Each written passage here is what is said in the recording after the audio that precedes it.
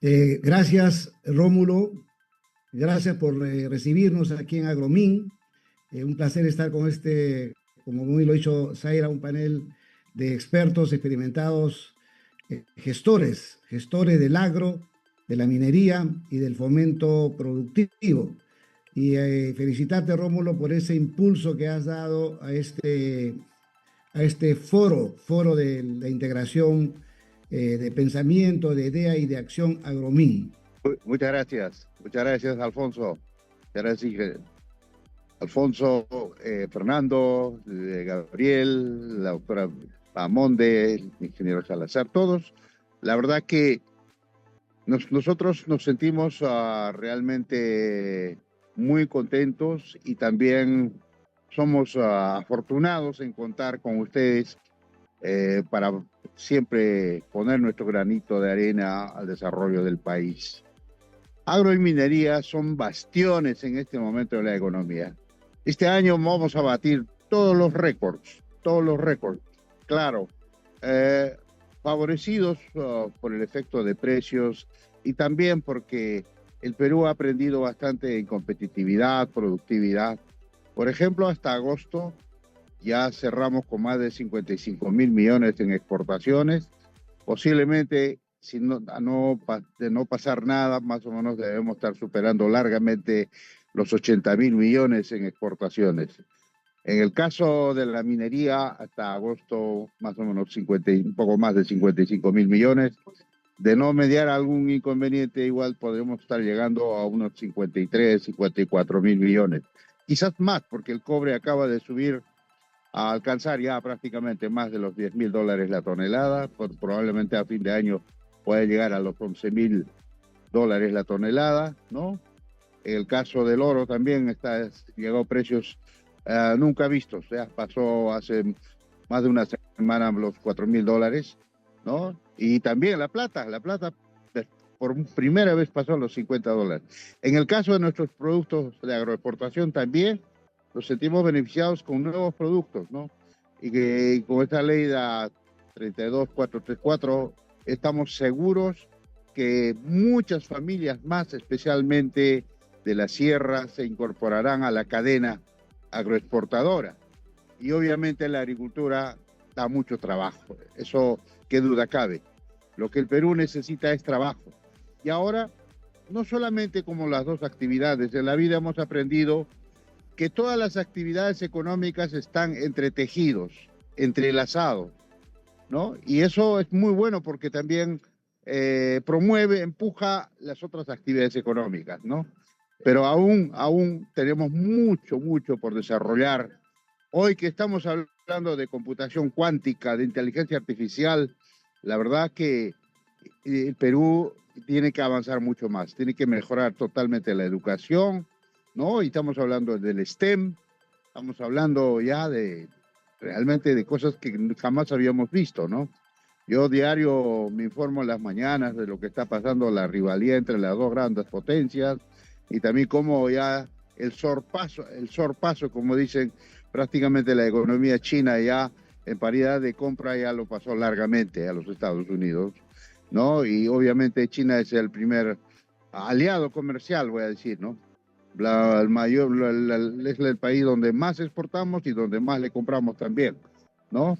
Por lo tanto, siempre este programa, este espacio de Agromin, es un espacio de aprendizaje, de información, de compartir experiencia.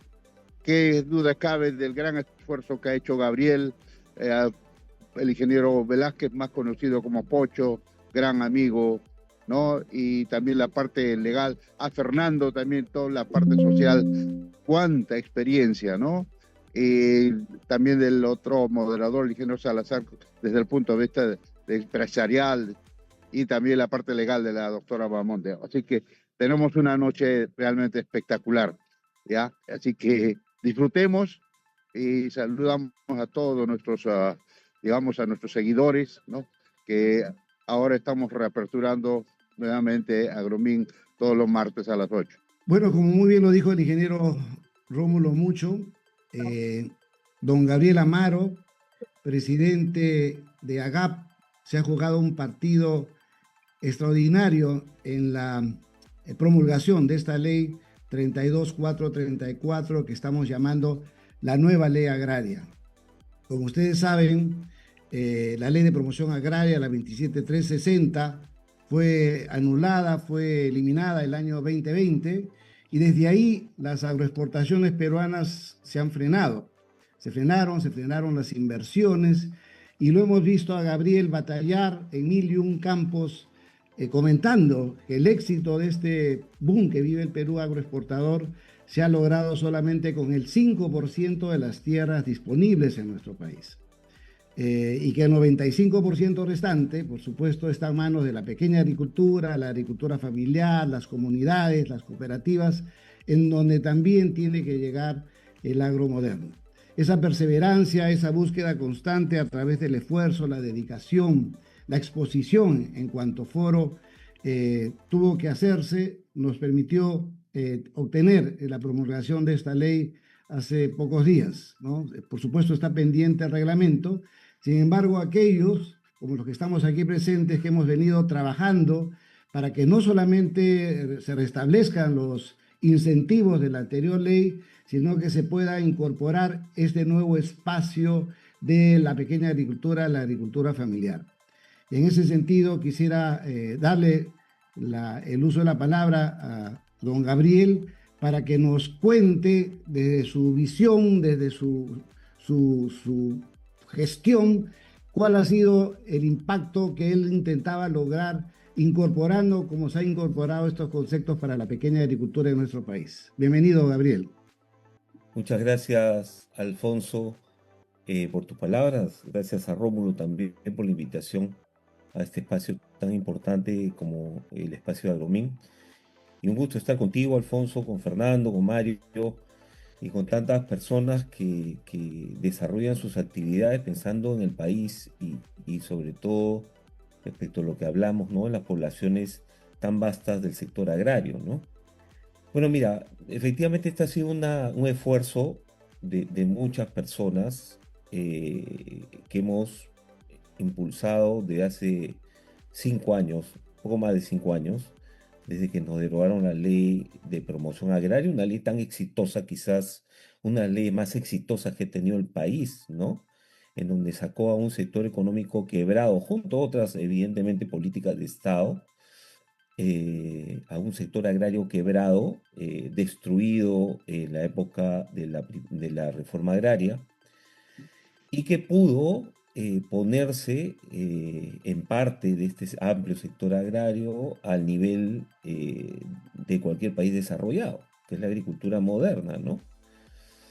Desde el año 2020, en donde el gobierno de transición con el Congreso, a raíz de unas movilizaciones más ideológicas respecto al sector agrario que otra cosa, se derogó la ley y nos impusieron una ley que no fue consensuada ni dialogada con el sector productivo. O sea, la ley agraria 31110 nunca se conversó con los actores del sector productivo. Y esa ley se nos impuso y no era una ley apropiada para el sector agrario, todo el sector agrario, que era lo que nosotros buscábamos. Y emprendimos pues el trabajo junto con muchos grupos, no solo empresariales, sino también de pequeña agricultura de todas las regiones, a buscar el diálogo con el Congreso de la República y el Ejecutivo y buscar consenso para conseguir una norma que se adapte a nuestro sector agrario. Aquí quiero hacer un paréntesis, ¿no? Muchas veces algunos, ¿no? Algunas personas que no conocen el sector agrario, que tienen alguna intencionalidad distinta al desarrollo, al crecimiento, dicen que esta nueva ley agraria 32434 solo favorece a, creo que 15 empresas y a las agroexportadoras, ¿no? Y solo a la agroexportación, cosa que es totalmente falso. Porque ese trabajo en conjunto que se hizo ya hace varios años y ha seguido año tras año conversando, discutiendo. A raíz de todo ese esfuerzo salieron 6 proyectos de ley, más o menos, o 7, con diferentes propuestas.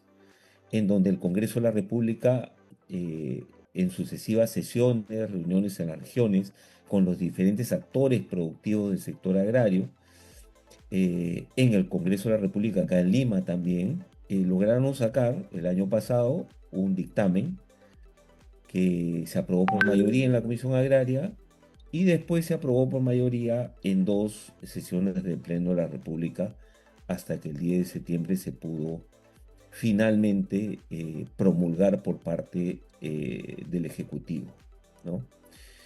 Esta es una ley para todo el sector agrario y así fue concebido, o sea, una ley que nace desde la necesidad del sector productivo para todo el sector agrario. Algunos dicen también que por qué solo debería ser para pequeña agricultura, ¿no? Y ahí vamos a entrar un poco a todos los beneficios que tiene para la pequeña agricultura. Porque el mundo ya cambió hace tiempo, el mundo desarrollado. La propia FAO, que antes solo hablaba de pequeña agricultura, hoy habla de sistemas alimentarios en donde conviven diferentes actores, desarrollan sus actividades diferentes actores, que no solamente es el productor agrario, ¿no?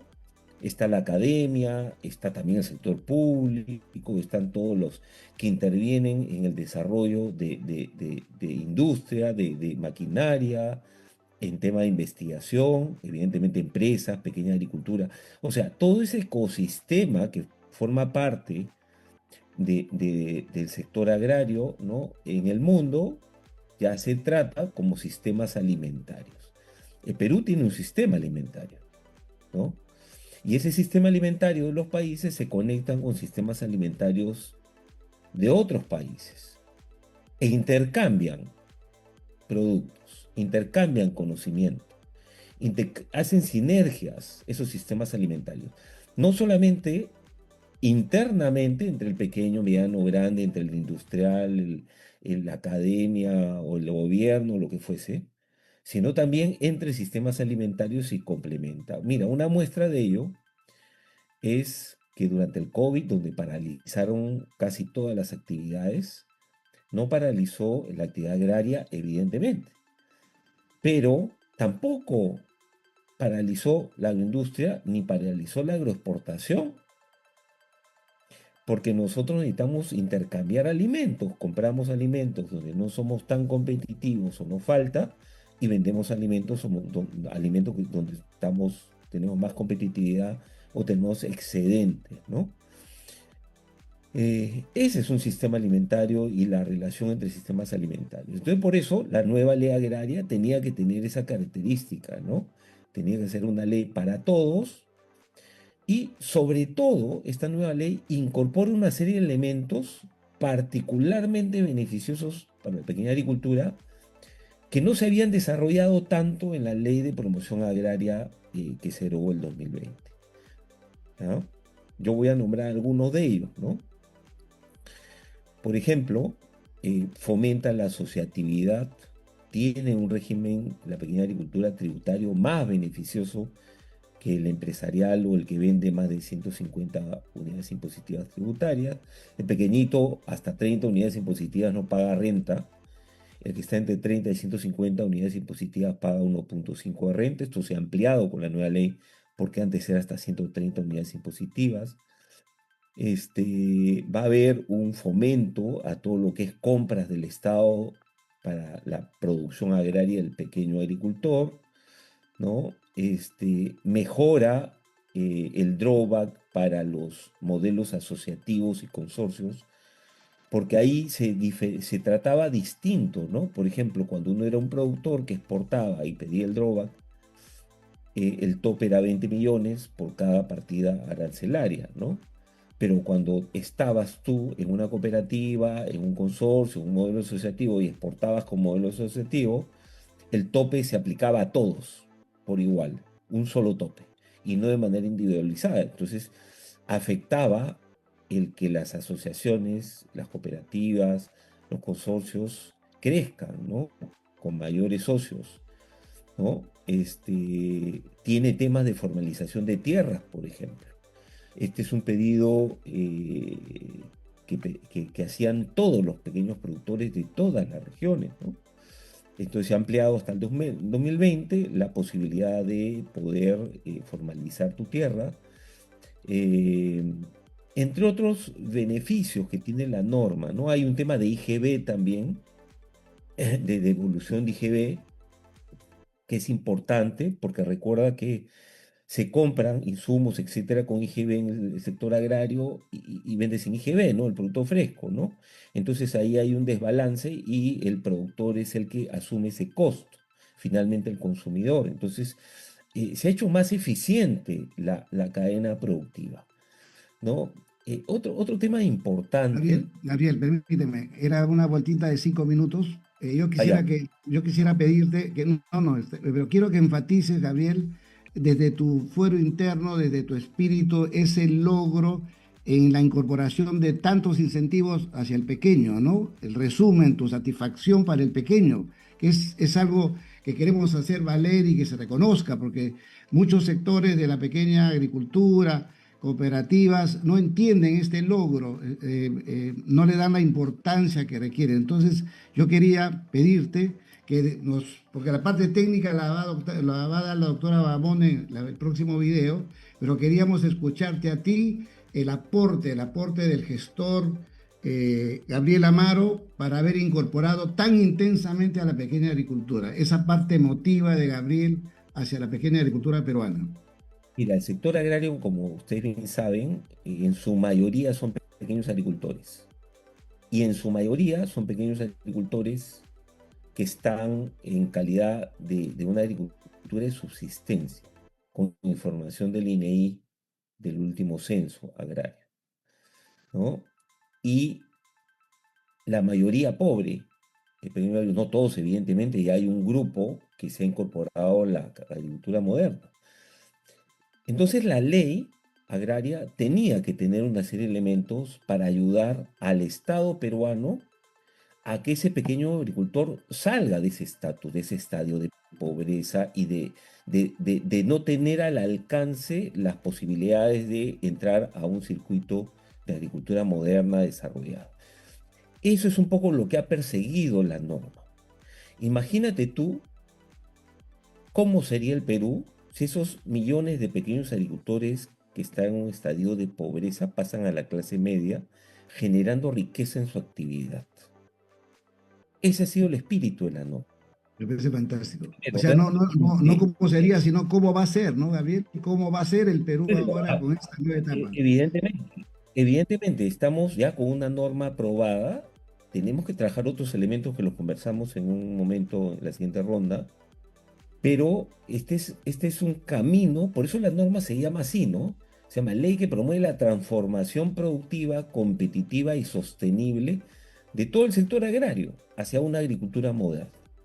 Eso es lo que Perfecto, estábamos buscando, perfecto, esfuerzo perfecto. del pequeño, del mediano y grande para buscar una norma que integre y que lleve a todo el sector agrario a la modernidad y al Muy progreso. bien. Gracias, Gabriel. 434 es una ley bastante favorable, sobre todo para los pequeños Sí, productores. La ley en su artículo 3 define como pequeños productores, sobre todo que van a estar inafectos, cero gravamen del impuesto a la renta, a los pequeños productores que son personas naturales, sucesiones indivisas, incluso sociedades conyugales, pero que no tengan una forma jurídica.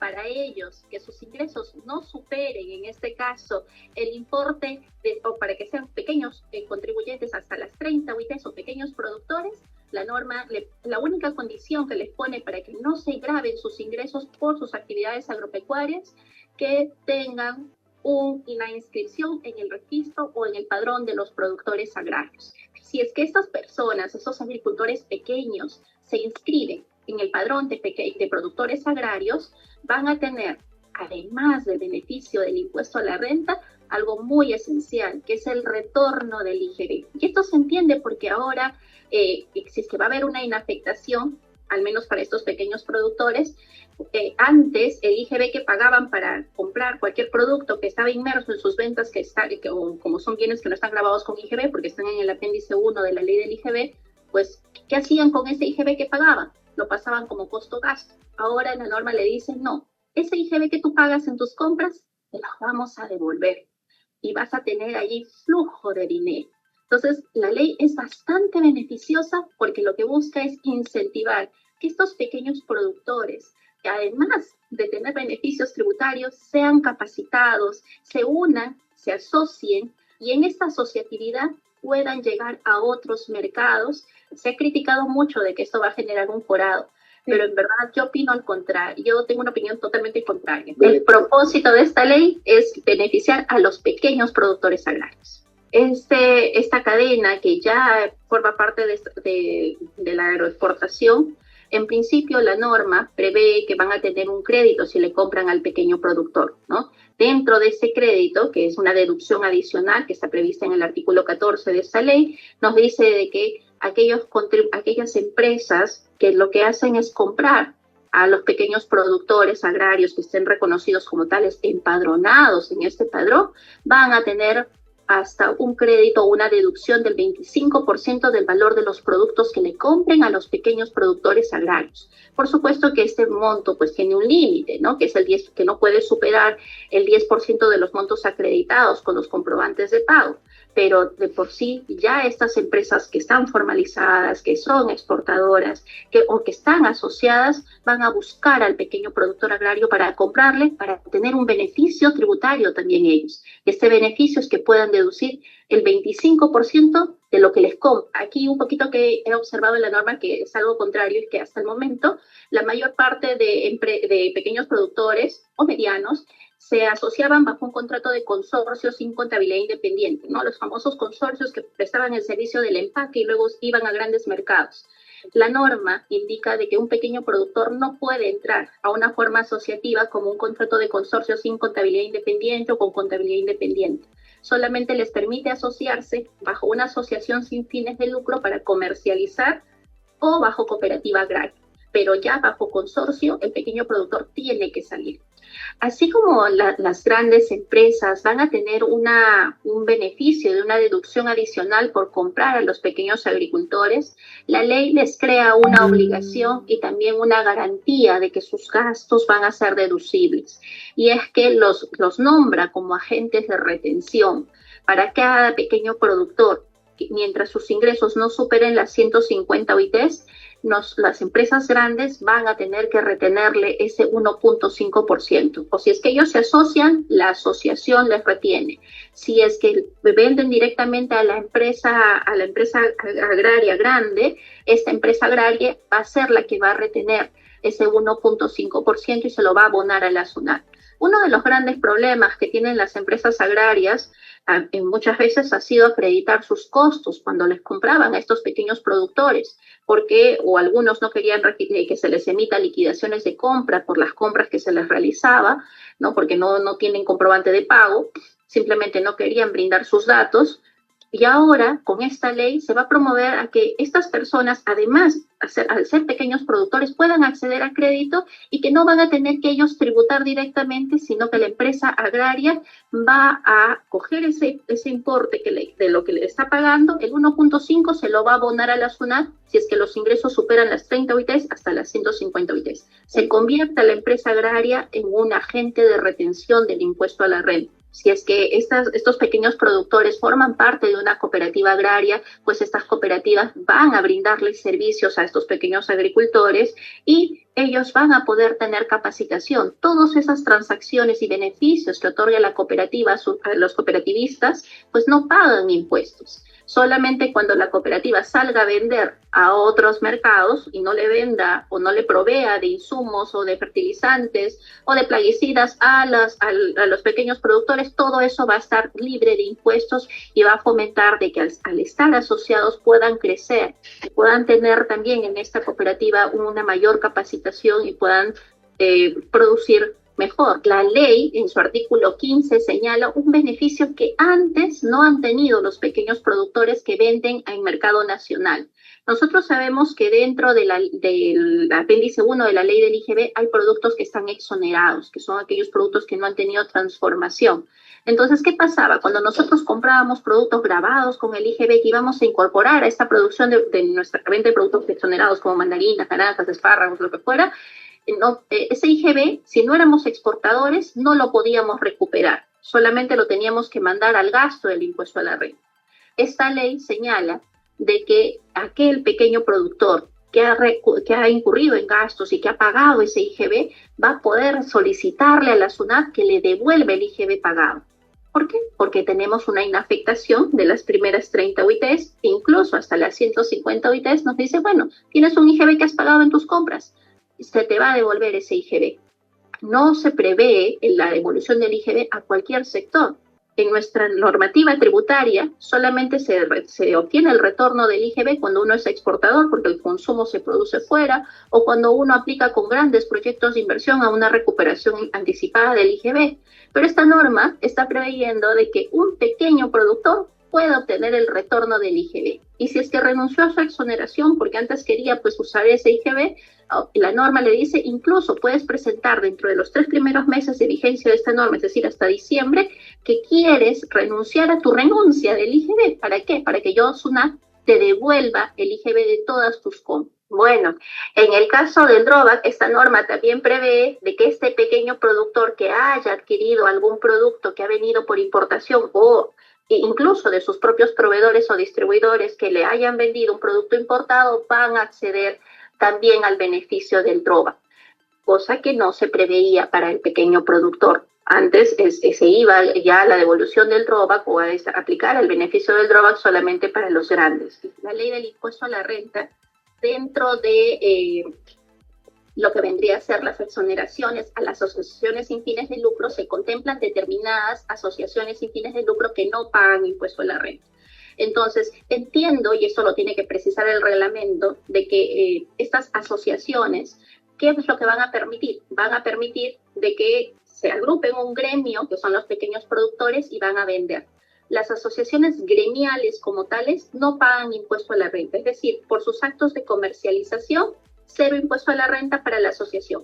Por otro lado, indica la norma de que si es que las ventas que se produzcan o la entrega de los productos que hagan los pequeños productores a la asociación no van a tener gravamen con IGB, van a ser operaciones inafectas, así como ocurre ahora con los consorcios, cuando entre los consorciados se venden bienes y hay una inafectación con IGB, esa misma inafectación va a haber en el caso de que yo como productor, pequeño productor, le entregue a la asociación, le entregue productos, esa entrega no va a estar grabado con IGB. Lo normal es que la regla general para cualquier otra empresa, esas entregas tendrían que estar grabadas con IGB.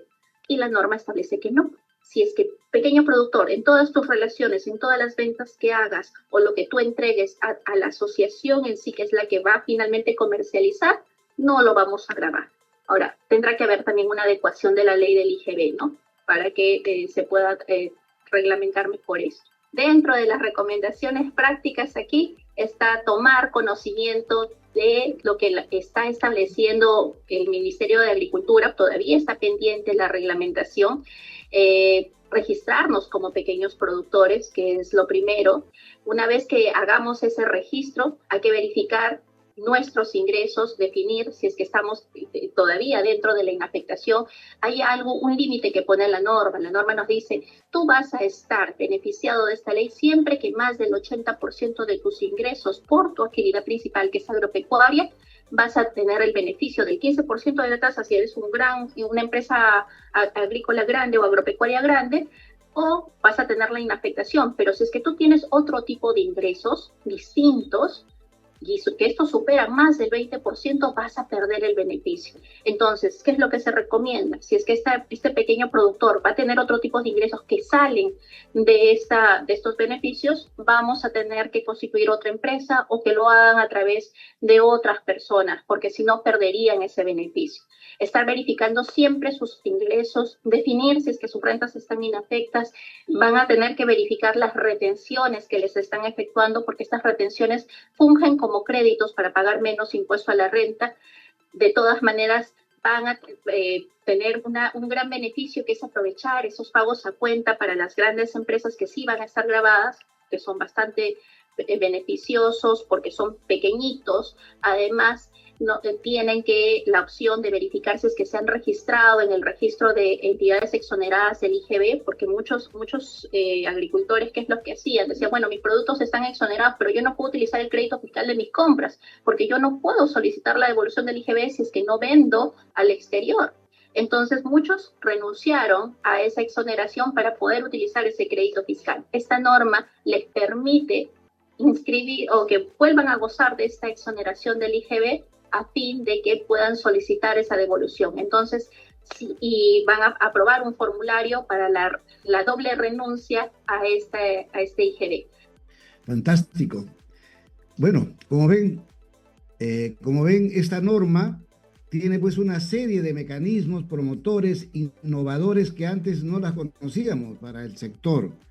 Devolución del IGB, devolución de un drawback también para el pequeño productor que es parte de la cadena exportadora, mayor operatividad para no tener que estar pagando impuestos en cada operación en la medida que se consorcie a través de cooperativas y resaltar el fortalecimiento del PPA, el Padrón de Productores Agrarios, que va a ser la piedra angular de aquellos agricultores que van a ser comprendidos en estos beneficios de la ley. Entonces, Mario, tú eres un empresario agroexportador que has estado también generando cadenas productivas en los últimos años y siempre hablábamos de salir más al campo, que hubiera más agroexportadores desarrollando encadenamientos productivos, comprando a pequeños productores en la sierra y eventualmente en la selva. Algunos lo hacen, pero de forma muy discreta, muy temerosa, inclusive no mostrando esta capacidad de desarrollo en el encadenamiento que se puede trabajar. Hoy, este incentivo del artículo 14 de la ley que premia con un 25% de crédito adicional, estimo que va a ser un incentivo importante para que más empresas salgan a gestionar cadenas productivas. ¿Estás de acuerdo? ¿Crees que este incentivo va a permitir a Agrícola y Ganadera Chavín de Huántar ampliar sus operaciones en todo su entorno operativo? Alfonso, gracias por la invitación. Totalmente de acuerdo con lo expresado con la doctora y también lo expresado por Gabriel. Entonces yo pensaba, las condiciones de las políticas públicas y tributarias están dados para que en los próximos años la pequeña agricultura de la sierra, que está muy ligada a la minería, despegue. O sea, es un hecho que con ese 25%, el drawback de los insumos de insecticidas, pesticidas, etcétera, al pequeño agricultor lo va a beneficiar y lo va a incorporar a la cadena productiva agroexportadora. Ahora, lo que me pregunto es, ¿eso cambiará la productividad del pequeño agricultor en la sierra? Por ejemplo, Chavín tiene más de 600 hectáreas con pequeños agricultores entre la costa y la sierra en fresa. Y la productividad por cada plantita de fresa en la sierra es menos de 300 o 500 gramos. En la costa está entre 800 y 1 kilo por plantita. Y en España está en 3 kilos. Entonces, yo sé que acá entre los que estamos son muchos de políticas públicas. Voy a pensar como empresario, ¿ok? ¿Cómo hacemos con estas normas que ya se dieron para levantar la productividad al pequeño agricultor? Porque tiene todos los beneficios. Entonces ahí yo me ponía a pensar, Alfonso, cuando me invitaste en este triunvirato, ¿no? Minería, pequeño agricultor y agroexportador, ¿no? Ese triunvirato. Entonces decía, ¿cómo puede funcionar, si ya tienen los beneficios, cómo ese triunvirato puede funcionar en la sierra específicamente?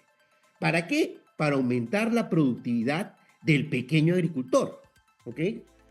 Entonces, creo, desde mi punto de vista como, digamos,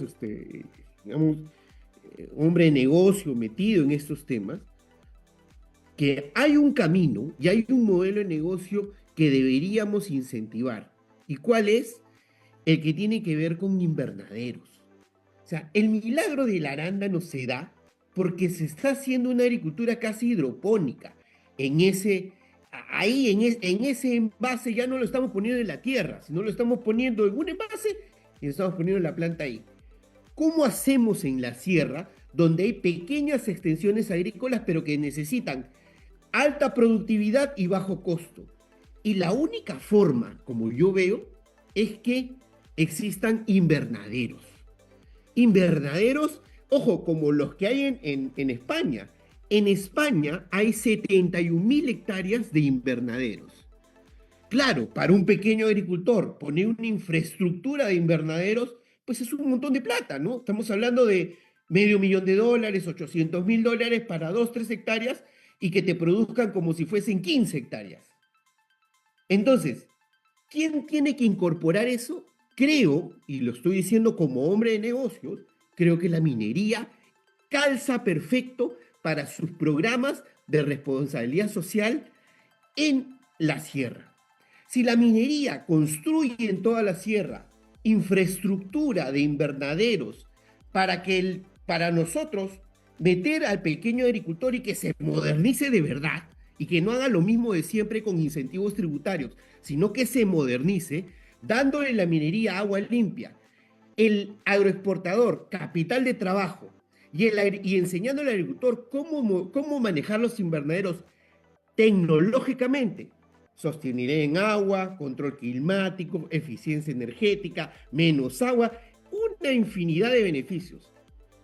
Transformas al agricultor de la sierra. Minería, agroindustria y pequeña agricultura. Tenemos que pensar en el modelo de negocio que va a funcionar de aquí a los próximos 10 años. Y ese es el tema que quiero introducir en este debate. Gracias. Muy bien, Mario. Bueno, ya lo ha demostrado Atos, ¿no? Atos y Pierina Sotomayor en Huaraz, como los túneles, los macrotúneles están permitiendo producciones interesantes de arándano en esa zona. E indudablemente que la minería está escuchando con atención, por eso la presencia de Fernando esta noche, porque como ustedes saben, hemos participado muchos de nosotros en el 8º premio de Proactivo, 8 años donde Proactivo, una empresa revista vinculada al sector minero, motiva y despierta la curiosidad en proyectos de sostenibilidad de las empresas mineras y energéticas. Y cada una tiene N proyectos, pero nunca, estimados amigos, se han atrevido las empresas mineras a escalar. ¿Y por qué no han escalado, Mario? Porque no han tenido el mercado asegurado. No se atreven a financiar por temor a que producen y no hay quien compre, ¿no es verdad? Entonces, hoy, justamente, este incentivo que nos da la ley nos va a permitir que los Mario Salazar se acerquen a los empresarios mineros y le diga: invierte con seguridad en ese macrotúnel porque voy a comprar toda esa producción. Pero no solamente voy a comprarla, sino que seguramente le vas a poner las plántulas de fresa y seguramente vas a ponerle los insumos que expones en tus 600 hectáreas y le vas a asegurar el precio mínimo garantizado si no viene procesadora y se lleva tu fresa mínimo garantizado, para poder asegurar el retorno de tu inversión. Pero hoy, Mario, Gabriel y Fernando, esta ley nos permite a Mario ir a buscar a Roque Benavides, decirle: Roque, hazme fresas en Huancavelica, porque ya tienes el incentivo que Mario, te motiva a salir de tu zona de confort para ir a conversar con los mineros. ¿Qué opinas, Fernando, de esta nueva etapa, desde tu óptica y tu experiencia en prevención de conflictos en el área de la minería? Buenas noches, mi querido Alfonso. La verdad, un placer saludar a Gabriel, saludar a Mario, haber escuchado a Rómulo también.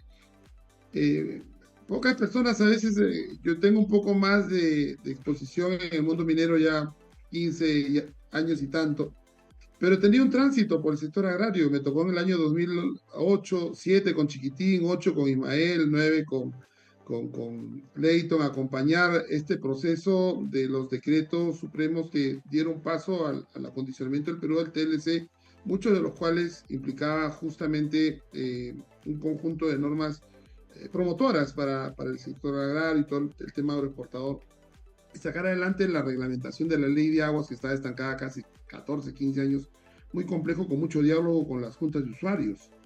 Eh, y mucho de esto sobre la base de tratar de convencer dentro del mismo sector público la importancia de lo que significaba la agricultura, no solamente por tener un tercio, la PEA, no solamente por lo que concentra, como ya Gabriel lo ha tocado, y quiero saludar y felicitar ese esfuerzo de sacar adelante esta nueva ley, que lastimosamente nos ha impedido el crecimiento durante un quinquenio por una mirada miope estrictamente política que ha dañado enormemente al país y que ahora toca recuperar. El, lo que ha comentado Mario es muy cierto. En una oportunidad, recuerdo, en Chota, en Cajamarca, le preguntaba a los agricultores locales cuánto produce tu maíz por hectárea y me decían entre 800 y 900 kilos. Digo, ¿no llegas a una tonelada? No llegamos a una tonelada. Y en Guaral se producía entre 12 y 13 toneladas de otra variedad, con tecnificación, con mayores condiciones, con otro tipo de abonamiento, etc, etc. Entonces, no estamos hablando lo que nuestro querido Mario ha indicado de 300 a 500, de 1 a 13. Imagínate la enorme diferencia entre lo que significaba productividad solo de un producto como el maíz. Entonces, aquí hay varios temas que abordar, pero indudablemente el PCN del sector agrario, el día en la tarde conversaba con Pocho, está dando una miradita algunas cifras, y efectivamente las brechas que tiene el sector son bastante fuertes todavía, y sumado a eso con que algunas de ellas no están vinculadas a las tendencias globales aún, Gabriela mencionaba varias de ellas, y que no figuran, por ejemplo, en los planes que tiene que tener el sector agrario para ir hacia adelante. Un problema que adolece en nuestro país. Nosotros estamos en un buen momento de cobre, lo acaba de anunciar Rómulo, por ejemplo, el incremento del precio que está llegando a $10,000 la tonelada, pero el Perú no tiene un programa de cobre, no tiene un plan para el cobre, ¿no? Que deberíamos tenerlo siendo el segundo productor o tercero en el mundo. Pero entrando en materia, esta ley abre una enorme posibilidad para que efectivamente el entorno de la actividad agrícola, de la actividad minera con presencia agrícola, los predios que están vinculados a la siembra en el Perú, más o menos 55% se encuentran en la parte altoandina, y toda esta zona está estrictamente vinculada con minería. Y efectivamente la minería en general tiene muchos programas de inversión que mayormente está vinculado un poco a lo que las comunidades le han ido planteando. Entonces se ha ido orientando hacia salud, a educación, en muchos casos no llevado adecuadamente. Hay ejemplos que de repente el distrito pidió una ambulancia, la comunidad pidió una ambulancia, la región una ambulancia y la provincia una ambulancia, y tienes 4 ambulancias en un solo distrito y no la usan nunca porque no hay conductor, no hay combustible, no hay nada de eso. Entonces se tiene situaciones como esa en distintos lugares del país. Y entonces, ese alineamiento entre lo que significa la necesidad del sector para integrar no solamente lo que Mario correctamente ha mencionado, productividad, sino la inversión que el sector puede dar, obliga a configurar un escenario de un planeamiento mayor. Hemos tocado 2, 3 temas. Tocó Rómulo tema cobre, el Ministerio no tiene un programa de cobre. Hemos tocado el PCN del sector agrícola, estoy seguro que Gabriel nos desnudaría el conjunto de temas de las tendencias que tiene el mundo que no están en los programas de planeamiento que tiene el sector agrario estatal de nuestro país. Y mucho de eso hay que irlo construyendo para plantearle a las compañías que tienen muchísimos recursos para esto, que tienen los fondos, pero necesitan tener el convencimiento de que esto no les va a generar un problema futuro en lo que es operación y mantenimiento. Hoy ya se están animando a poco a poco, a través de lo que es obra por impuesto, entrar en lo que es infraestructura de riego. Ya están entrando en lo que son colegios, los COAR, los colegios de alto rendimiento. Sauder está haciendo COARs en 12 regiones. Anglo American está dispuesta a invertir, como lo han hecho en Moquegua, en otros lados. Pero falta meterlos en la agricultura, porque han hecho en educación, se ha hecho en salud bastante inversión, muy fuerte, muy alta, pero no se ha hecho en la agricultura. Y es que muchos de los que nos hemos dedicado al engranaje entre lo que es social, comunidades y empresa, hemos buscado siempre plantear la idea de que tiene que haber una mejora fuerte en el sector agrario, porque los 20,000 o 30,000 campesinos, comuneros, pobladores alrededor de una operación minera, no van a entrar a trabajar a la mina. probablemente nunca ingresen porque no están fortalecidos, capacitados, por lo que fuera. Y además porque sencillamente la capacidad de empleo directo no pasa de 1.000 o 2.000 en operaciones medianas y hablamos de 3.000 en operaciones grandes, entonces te está quedando afuera un gran sector. La única forma de tener a esta población comprometida con el crecimiento de la minería es siendo parte de lo que es su expectativa de crecimiento y desarrollo y que es su actividad primigenia, su actividad histórica, su actividad familiar, su actividad que aprendieron de sus padres, de sus abuelos y que probablemente se la siga enseñando a sus hijos. Poco a poco también el campo está sufriendo un despoblamiento en los sectores juveniles y eso se necesita que no perdamos nuestra frontera agrícola en costa, la urbanización, el crecimiento de las ciudades, etc., está haciendo que perdamos frontera agrícola, que en cierta forma la agroexportación está superándola, pero no en lo que significa agricultura familiar. De manera que sí se presenta una enorme ventaja, una enorme oportunidad. Hay que construir el modelo Pocho porque un poco que en el mundo minero, y como lo ha dicho Mario, esto es un negocio, hablemos del negocio. Y como tal, el negocio necesita tener un modelamiento. Hay que armar un paquete, decir, esto funciona de esta manera, tu ventaja está en este lado y no vas a tener problemas después de año X en que siempre es el temor del sector minero y qué hago con este programa que está funcionando bien y luego no tengo a quién se lo entrego. Entonces, ese tema es importante modelarlo sobre la base de lo que se ha visto y recojo lo que Mario ha comentado. Toquémoslo desde el lado del negocio. La empresa es una empresa minera que desarrolla negocio, no desarrolla políticas públicas, pero tiene un compromiso con sus comunidades para, en base a un manejo ambiental, social, tener una vinculación constante y permanente para una mayor sostenibilidad. Ya se está haciendo algunas cosas muy incipientes, porque está circunscrito a un caserío, a una pequeña población, ¿no? Pero no todavía como para poder decir, oye, ok, instalemos 600 hectáreas de palta porque lo va a comprar X firma, ¿no? Instalemos frambuesas porque tengo la empresa agroexportadora que me lo va a comprar, entonces yo encadeno todo esto. Algunos esfuerzos se han hecho con AgroRural, con Sierra Azul, en donde de repente las empresas mineras han contribuido con el aporte del 20% que a veces pedía estos programas de fondos concursables, pero más allá de eso no. Programas forestales en donde, por ejemplo, un fondo alemán tenía algo de 500 millones de soles y donde el beneficiario tenía que aportar entre 10 y 15% monetizado. Algunas empresas se sumaron también a eso, pero más allá de eso no ha habido. Repito, recursos hay posibilidades de hacerlo. El tema es encontrar un empaquetamiento bien elaborado que permita que esto sea atractivo y empezar con una empresa, Pocho. En el mundo minero es muy, muy de costumbre que si funciona en uno, el resto empieza entonces a colgarse de esa cola y se disemina muy rápido, ¿no? Entonces, me quedo por ahí en este momento, de repente, para seguir tocando el tema. No, importante, Fernando, gracias. Importante tu análisis, indudablemente refleja pues tu cercanía. No sabía tu experiencia en el sector agrícola, qué interesante, y tu majestuosa experiencia en el tema minero. Pero queremos resaltar que sí existen ya en el Perú programas de éxito donde se trabaja con pequeños productores en encadenamientos, ¿no? Encadenamientos productivos, lo que se denomina pues las cadenas productivas, en donde la empresa asegura el mercado, y no de un año, no de casualidad, sino históricamente. Seguramente Mario en la segunda vuelta nos contará un poco de esa experiencia, qué tan estable es ese aseguramiento al agricultor, el brindarle los medios de producción, asegurarle con precio de compra, asegurarle toda la compra de la producción. Indudablemente que ese modelo vamos a intentar llevarlo ahora a las zonas mineras. Y justamente, Fernando, antes Mario y otros no se atrevían a acercarse a las mineras porque no había el incentivo que motivara, no había ese ordenamiento, no había una ley que da el drawback, el IGB, este 25%. Hoy tenemos condiciones.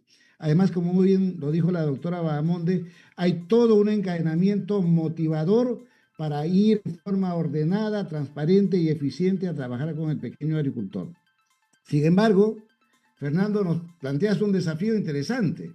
Nos pides modelar esta labor, indudablemente pues que la presencia de la agricultura moderna en las zonas rurales para trabajar estos encadenamientos, es motivar estas inversiones importantes. Hemos hablado, creo que Mario manifestó $500.000, de repente cuesta Mario un macrotúnel, 100, creo que son $100.000 por Un hectárea. invernadero que te mide pues la humedad relativa, la temperatura, a prueba de lluvia, que monitorea con inteligencia artificial cómo va creciendo la planta, vale eso. Entonces, esas inversiones las vamos a tener en la medida que modelemos una organización del sector agricultura con el sector minería. Entonces, invito a Gabriel que reciba este guante de Fernando de este modelamiento y cómo podríamos iniciar este proceso de acercamiento oficial entre el agro moderno y el sector minero y sus recursos. Adelante, Gabriel. Sí, mira, es muy cierto lo indicado. El sector agrario, como sabes, es muy complejo y muy vasto. Los retos son muy grandes, ¿no? Pero ya tenemos una ley marco que nos permite hacer ese esfuerzo por incorporar a la pequeña agricultura, ¿no? Ideas las ha mostrado, pues, Mario Salazar, además con toda la experiencia que tiene, o Fernando, ¿no? Parte nuestra sí hemos tenido acercamiento con varias mineras respecto a lo que se ha mencionado acá, ¿no? Pero es un proceso, te digo, ¿no? Es un proceso que tenemos que transitar, ¿no? Igual tenemos que transitar modernizando el Midagri y todas las agencias agrarias e instituciones agrarias. O sea, como menciono siempre, ¿no? Tenemos que cambiarles el chip, los objetivos, tenemos que replantear como país, ¿no? Los presupuestos. ¿Para qué? Para que justamente podamos modernizar toda esa pequeña agricultura y que la agricultura ya moderna siga desarrollando, creciendo, incorporando, ¿no? En este proceso, ¿no? Nosotros estamos en ese esfuerzo, como mencioné, hemos hablado ya con algunas mineras, no de ahorita, de hace, te diría, meses, hemos hecho algunas cosas juntos también. No teníamos la norma, ahora tenemos la norma, es mucho más claro lo que se puede hacer, pero acá hay un elemento que mencionó también Fernando, ¿no? Que es el tema de infraestructura. No solamente hay que cambiar las instituciones y hay que alinearlas con el espíritu de la norma, de la nueva ley agraria para cumplir esos objetivos, sino que también hay que desarrollar infraestructura, porque podemos tener la mejor tecnología, pero gran parte del costo se nos va en los accesos, ¿no? La agricultura que está en la zona altoandina, por ejemplo, le cuesta muchísimo llevar su producción a los mercados cercanos y más aún pues a ya mercados modernos a integrarse a cadenas modernas, ¿no? El tema de todo el plan, porque acá hay otra cosa, ¿no? Es muy visible este esfuerzo que hemos hecho como sector agrario privado, digamos, de impulsar los proyectos de irrigación. Ya el gobierno anterior, felizmente, que lanzó un paquete de alrededor de 25 proyectos de irrigación en toda la costa, incorporando, mira, más de 1.400.000 hectáreas a la agricultura moderna, en proyectos que no existían, otros que se están pues destrabando, etcétera. Pero hay miles de hectáreas de proyectos de la pequeña agricultura que están en los programas del Midagri y de los gobiernos regionales. Que hay que lo que tenemos que hacer también es visibilizarlos, pero también hay que impulsarlos, porque muchos de ellos están trabados o están solamente en papel, y que es parte de ese elemento que requiere la agricultura, que es tener agua suficiente para las campañas, ¿no? Y que le da la seguridad al pequeño agricultor y al mercado de que va a poder cumplir también con la producción, ¿no? Respecto al tema que ha dicho Mario Salazar, es muy cierto. Yo también creo, opino, que en la sierra una alternativa bien importante es el tema de los invernaderos. Yo he estado hace 2 semanas en España hablando con una de las regiones que tienen allá mucha tecnología, que es la región Murcia. Hace 2, 3 años también hablé con toda la zona de Almería, también que tiene puro invernadero, tiene mucha tecnología y mucho desarrollo. Y es algo que tenemos que empezar, ¿no? Empezar ya. Pero la clave de todo, porque finalmente la inversión se puede conseguir, las empresas están capacitadas, el tema es el mercado. ¿Qué producto llevamos al mercado para el pequeño agricultor en su zona de desarrollo que pueda competir en un mercado en condiciones que tiene cualquier otro cultivo como el arándano, el plátano, etcétera, ¿no?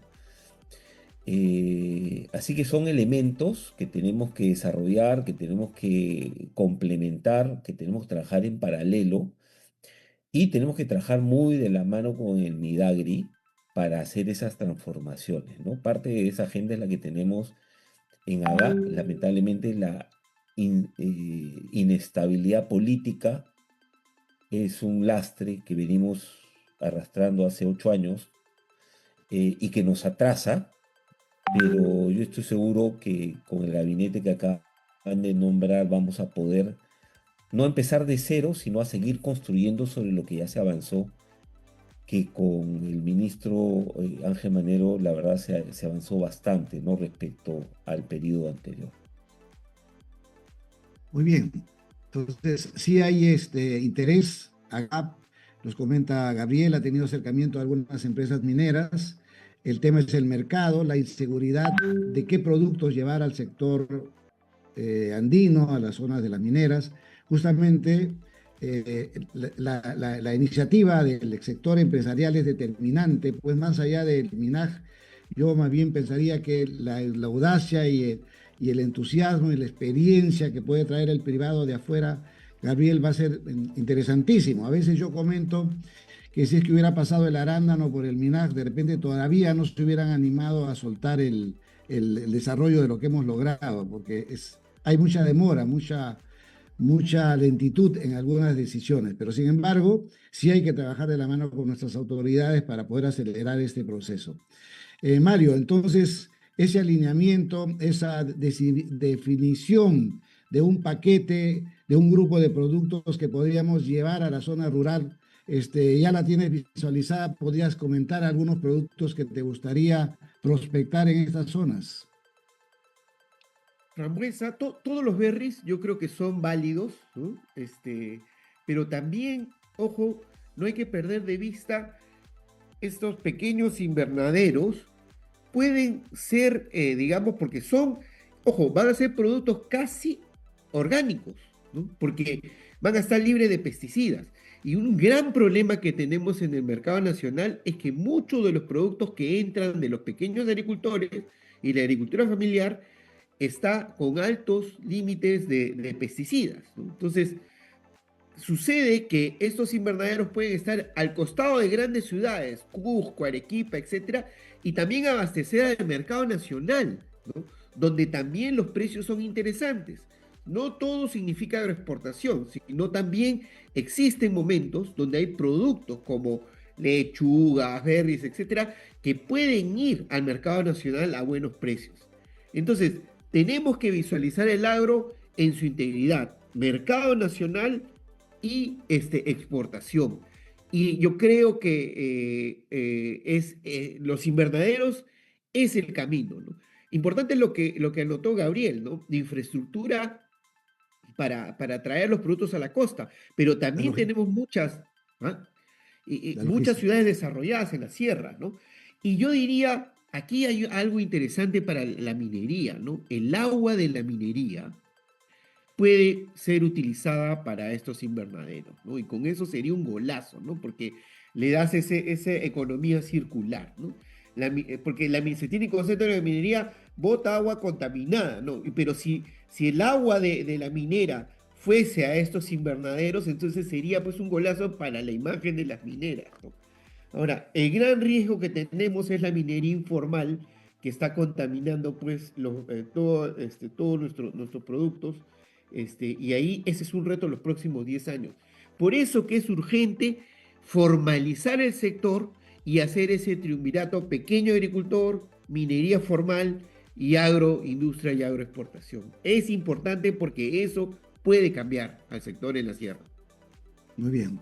Fernando, tú habrás conocido esa experiencia de sierra productiva, que empezaron a adiestrar a productores en la zona de Cusco y Arequipa para estos pequeños invernaderos para producir localmente, como nos ha sugerido también Mario.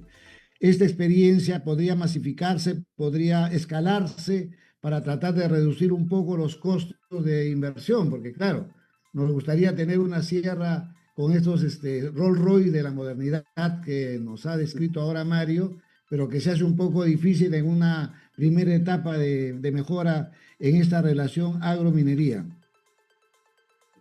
Yo creo que la agricultura ancestral, Pocho, tiene mucho más cosas que enseñarnos incluso. Eh, y de por sí, efectivamente, a su modo, han tenido algún tipo de manejo tecnológico incipiente, pero a su modo.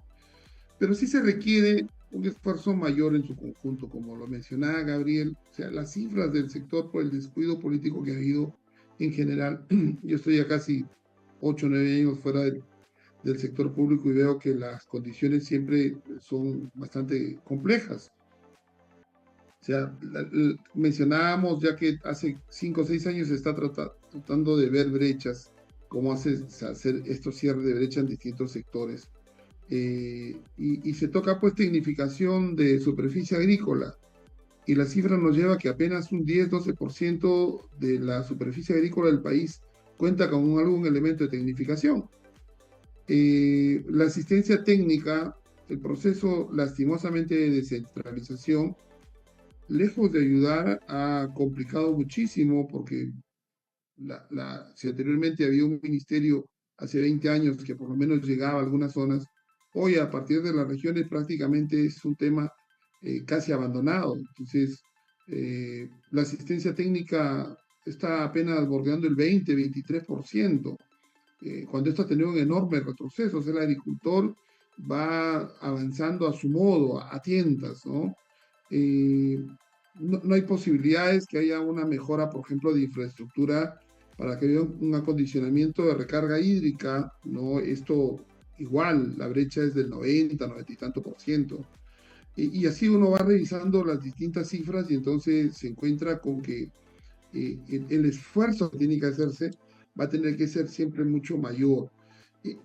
En el caso muy puntual ya de lo que veríamos el producto, fíjense, Las Bambas es hoy por hoy la segunda productora de cobre del Perú. Segunda, tercera, por ahí van siempre fluctuando, a veces un mes más, un mes menos. Pero tiene un programa que debe estar invirtiendo más o menos 4 a 5 millones de dólares anualmente en programas de forestación, que es agricultura también de otro tipo, pero que por la altitud donde se encuentran estas localidades, estamos hablando de 3.500 hacia arriba, sus poblaciones han escogido esa línea de producto porque se trabajó algunos programas justamente buscando que sea en común acuerdo con la comunidad. Entonces, acá no basta que nosotros tengamos la idea, sino hay que entrar a convencer también hoy a la comunidad que ese sería el producto adecuado, el que se identifique en función a la altitud, a los pisos ecológicos que tiene cada una de estas localidades, San Marcos en Antamina, Chalhuahuacho en Las Bambas, Cuajone en Sauder, Chumbivilcas en Hadbay, y así cada una de las que se puede revisar cuál sería el producto más adecuado a la altitud en la cual se encuentra y sobre todo convencer a la comunidad. Ojo, las empresas mineras ya hace más o menos una década no están tomando ninguna propuesta de fuera si no está validada por la comunidad. Por cuanto en muchas oportunidades la misma comunidad no le toma interés, lo deja, lo abandona. Hay cementerios de proyectos en la zona de selva y altoandina que han iniciado con una propuesta que funcionó bien en otro sitio, pero si la comunidad no lo ha hecho suyo, no lo ha internalizado, no lo ha propuesto, no lo ha desarrollado como tal, han fenecido y ha sido inversión muerta en varios casos, ¿no? Entonces, sí es importante un diálogo también con las comunidades para que puedan entender las bondades de lo que significaría incorporar nuevos cultivos, nuevas variedades de cultivo que les va a dar una rentabilidad mucho mayor de lo que tradicionalmente tienen como sembrío. las comunidades tienen mucho interés en seguir escuchando cómo mejorar su producción de papa. Históricamente la han sembrado, cómo mejorar su maíz, cómo mejorar pues la quinoa o lo que se les facilite más por cultivo hereditario. Sin embargo, sí vale mucho más el insertar el tema de los berries o cualquier otro cultivo que le va a dar una mucho mayor rentabilidad. Y ojo, las compañías mineras sí están ya en algunos casos apoyando estos viveros. No en la magnitud como mi querido Mario lo ha tocado, pero sí por lo menos unos viveros que han cumplido algunas funciones menores en Cajamarca, Yanacocha, ALAC, Foncreagro, por ejemplo, han ido apoyando algunas de estas iniciativas. Lo ha hecho Minsur también en algunas zonas del sur. Cerro Verde ha tenido también algunos apoyos en ese sentido en Arequipa, pero aún un poco a tientas, no como parte pues de algo ya debidamente organizado, planificado, como un programa sostenible a los próximos 5, 10, 15 años. Es más que todo algo como que es una exigencia, un pedido de una comunidad y por ahí va por ese lado, pero no como parte todavía de un programa debidamente planificado con KPIs definidos a mediano y largo plazo, ¿no? En eso hay que trabajar seguramente mucho más todavía. Muy bien, Fernando. Bueno, yo creo que también debería aportar que no todo se requiere grandes inversiones en la zona andina. Yo recuerdo en mi época de sierra exportadora, cuando trabajamos un paquete de productos para cada región, mirábamos, por ejemplo, en Huancavelica, que es una zona minera por excelencia, tenemos un potencial inmenso en la ganadería altoandina, que requiere la transformación y la comercialización de esa lana. Bajando un poco en Choclococha, hay una compañía minera, Mariátegui, que ha desarrollado la crianza de la trucha. Y tenemos muchas comunidades alrededor que podrían involucrarse también para acompañar a la minera en el desarrollo de la trucha. Más abajo podemos hacer la quinoa, que no requiere mayor sistema pues, de protección. La palta, más cercano al valle, y luego los quesos maduros. Estos 5 proyectos, estos 5 productos, estos 5 éxitos que ha tenido Huancavelica en su momento, podrían ser muy bien parte hoy, Fernando, de la iniciativa de las empresas del entorno para acercarse también. Tiene que ser un encuentro mutuo, ¿no? Los agroexportadores que quieren mirar hacia el centro, las mineras que encuentran hoy al agroexportador con ganas de también ser parte de este nuevo momento y darse ese acercamiento entre ambas realidades, entre ambos sectores para construir este espacio de convivencia que necesitamos que crear mutuamente. Reitero, hoy el agro tiene herramientas que ha logrado nuestra ley, tiene herramientas que acercan los tiempos y le dé una sostenibilidad a esos proyectos del sector minero que necesitan escalar. Tengo acá una pregunta para el ingeniero Gabriel Amaro, de Alfredo Trinidad Ardiles, de Agroperú. La promulgación de la nueva ley de promoción agraria ha generado muchas críticas de los gremios de productores, académicos e incluso exministros de Agricultura y Economía. ¿No cree usted, ingeniero Amaro, que en la reglamentación de dicha ley debe haber mayor participación de los expertos para corregir algunos aspectos, considerando que ninguna ley es perfecta, sino perfectible, y no cree que los recursos de las exoneraciones, las empresas los inviertan en el Perú de manera obligatoria y no que ese capital se vaya a otros países? Pregunta de A ver, mira, Alfredo Trinidad. buena pregunta, Alfonso. A ver, vamos a ver. Sí, efectivamente, no hay ninguna ley que es perfecta. Hay diferentes maneras de hacer y de promover alguna norma. Esta ley tiene una serie de componentes que no tenía la anterior ley de promoción agraria y es mucho mejor. Y así como hayan habido voces discordantes, también han habido voces a favor de muchos pequeños agricultores de todas las regiones, de exministros de Economía también, de exministros de Agricultura, de economistas y de especialistas en la materia. Entonces, así es, la democracia, así es, son los sectores, ¿no? Hay diferentes maneras de ver las cosas. Lo cierto es que esta ley es muchísimo mejor que la anterior y esta ley va a ayudar efectivamente a sacar a miles de pequeños productores de la pobreza y llevarlos a la modernidad, que es lo que se busca. Ahora, efectivamente falta la reglamentación, ¿ya? Como yo siempre explico, esta es una ley marco. La ley marco no tiene que tener todo.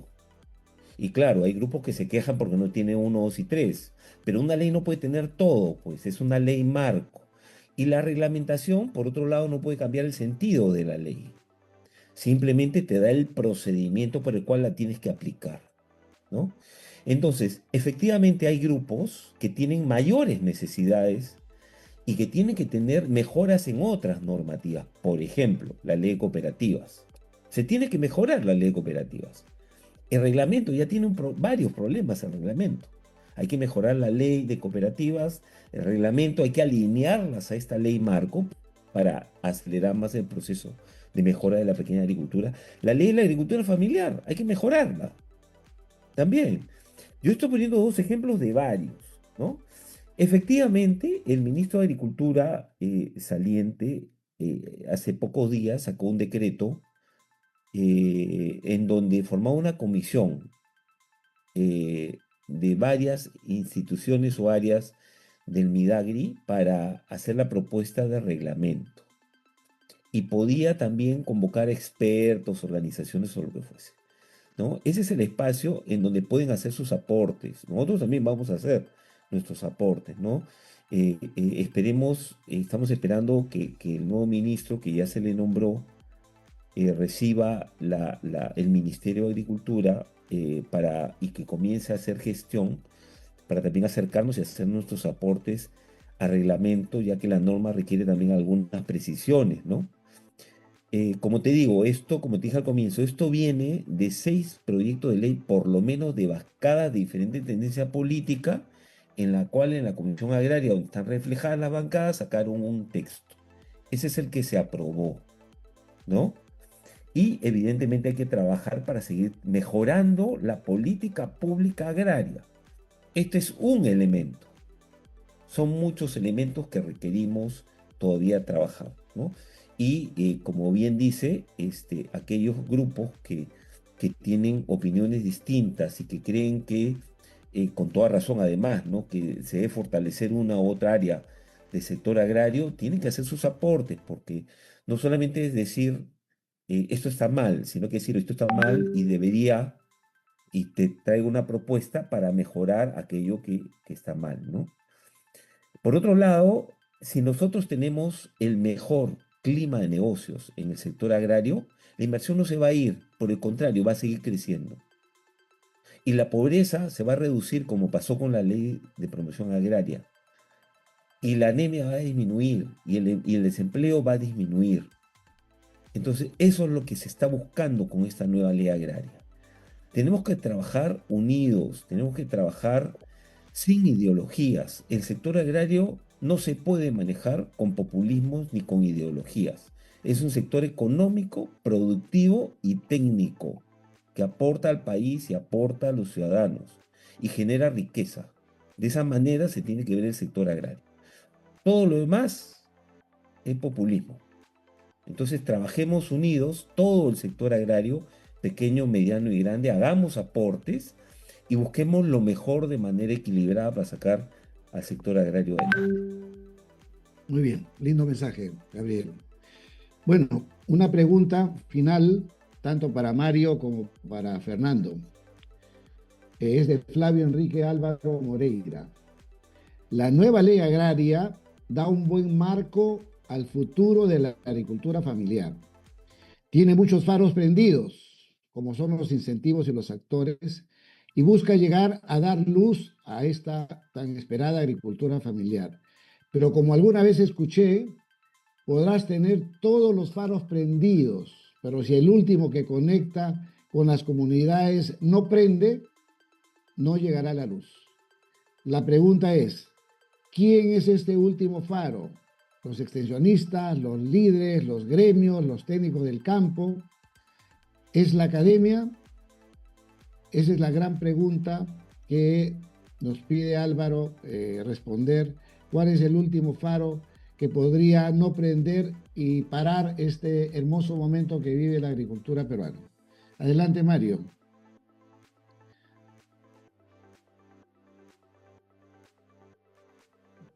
Yo creo que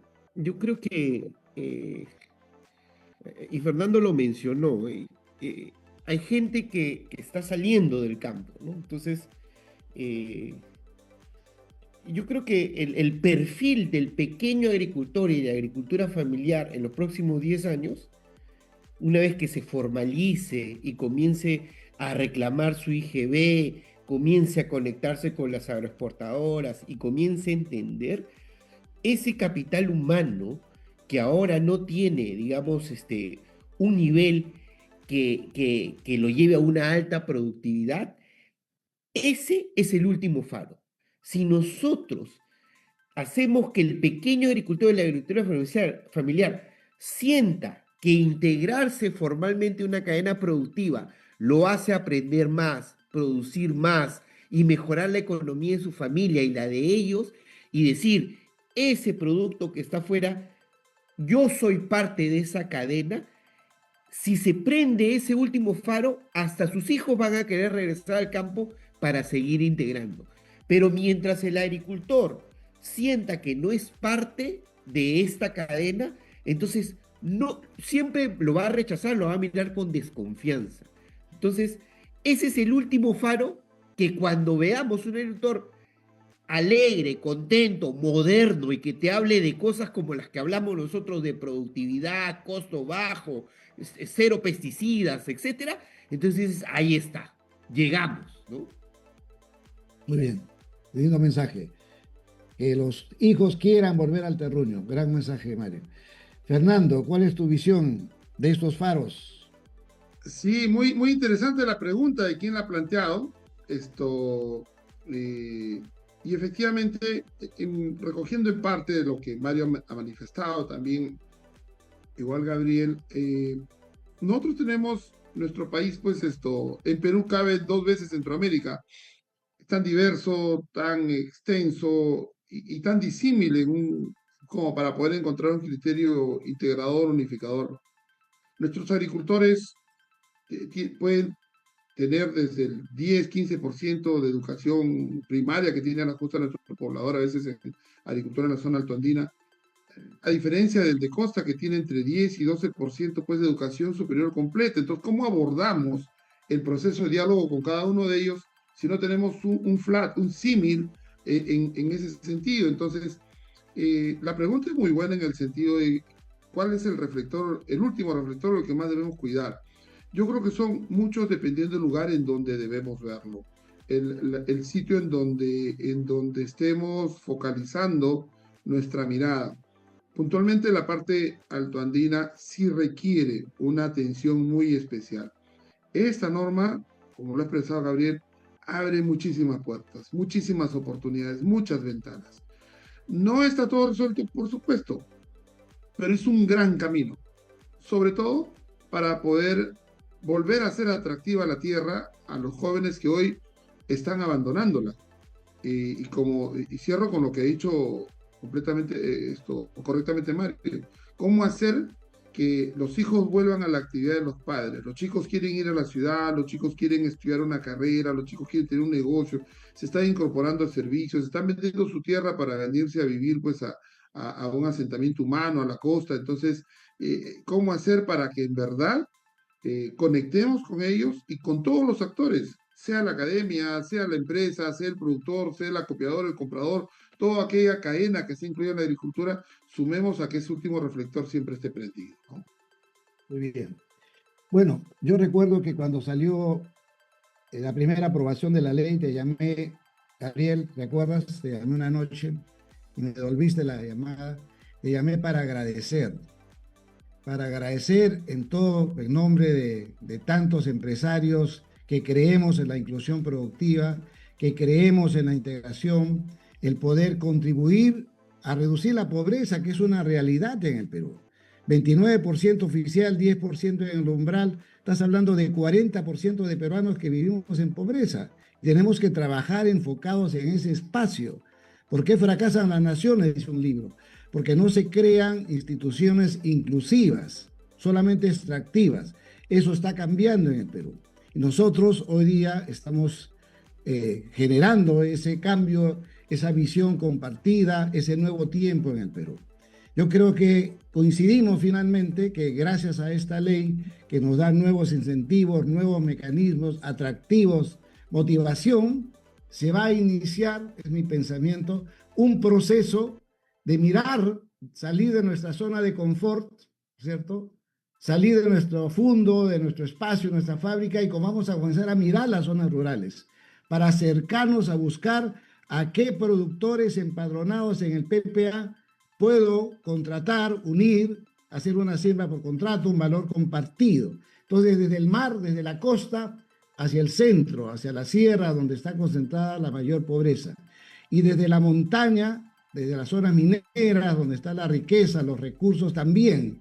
Una mirada ya con potencial, una mirada que dice, hoy puedo escalar, puedo unirme y puedo salir a buscar a mi socio agroexportador con quien vamos a generar bienestar también en mi entorno, ¿no? Salir del concepto solo de responsabilidad social e iniciar un proceso de valor compartido generando este encuentro de lo moderno con lo antiguo, generando estos espacios, generando más bienestar, porque Perú espera, el Perú se lo merece. Quiero reiterar a ustedes su aporte, su presencia, sus comentarios y por supuesto reiterar también a Agromín la invitación para poder compartir con todo el Perú este mensaje que hoy día Gabriel, Mario, Fernando y Alfonso han tratado de compartir.